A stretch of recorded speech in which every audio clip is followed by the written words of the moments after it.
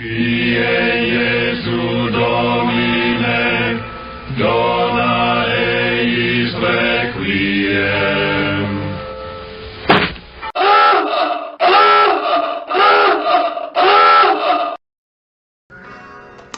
Well, happy Sunday afternoon to a bonus edition of Hey Padre podcast, because I'm doing laundry and aggravated with things. So this isn't really a black hat rant, although I won't put it on my normal Facebook page. I'll put it on Radio Free Almond and on YouTube. Drinking some beer from the smokehouse. Where is this? Celebrator. Good beer. Sponsor of today's podcast. So I just finished listening to Dennis Prager, who's always great. You want to listen to somebody with some good advice, laser vision, can probably chew you up in an argument without ever raising his voice. Because you realize this, if you have to raise your voice and yell at somebody, you have already lost the argument more than likely. I have grown weary of the emotionalism of this whole thing, primarily by all the people on the left, and occasionally people on the right getting baited into it with their own emotionalism. Emotions, great for fuel, total train wreck for discernment.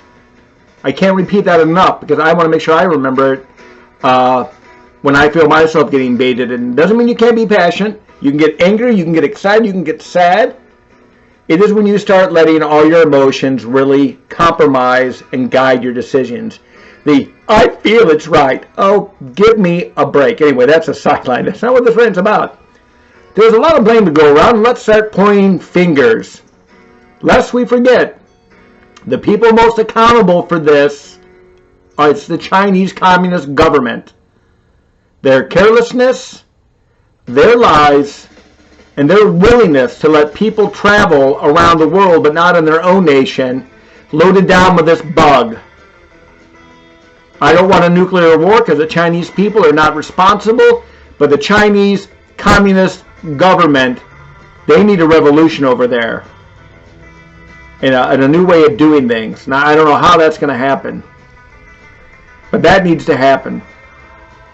The next round of finger pointing that needs to take place as we look at this is probably the revelation of all the little local tyrants in the United States. You can complain about the president's decision to do things, fine.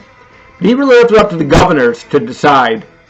He acted like a federalist, so that's a good thing. I don't want the federal government to be giant nanny, even in a crisis. I want them to facilitate things, to make things easier.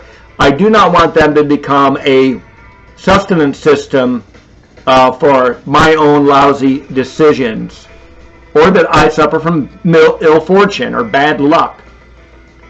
So there are a lot of little tyrants around, and people should remember them and vote their butts out of office.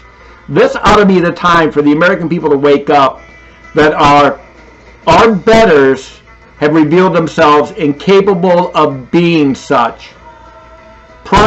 Let's change this tune. I don't know what this tune is. Well, this ain't instrumentals. Hold on, friends. There we go. Anyway, where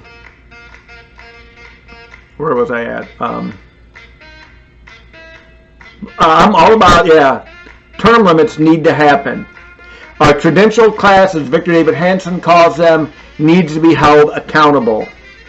Dennis Prager has a great video on the lockdown will cause more deaths than the virus. Prior to the pandemic, we had world poverty and starvation at the lowest it's ever been in human history.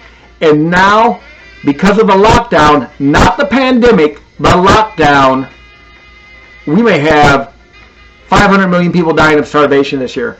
500 million. 500 million caused by the lockdown, not the pandemic. And boy, I want to hold on to that fact. It is not the pandemic's fault. It is the lockdown's fault.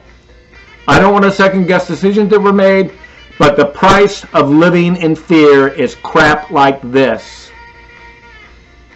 So when we see all these pictures 6 months from now and hear all these urgent cries about people dying of starvation, of the supply chain being a wreck, we, the experts and their collaborators in the political class, did it to us. Now, I don't blame the president, although I do think he gave Fauci way too much credibility.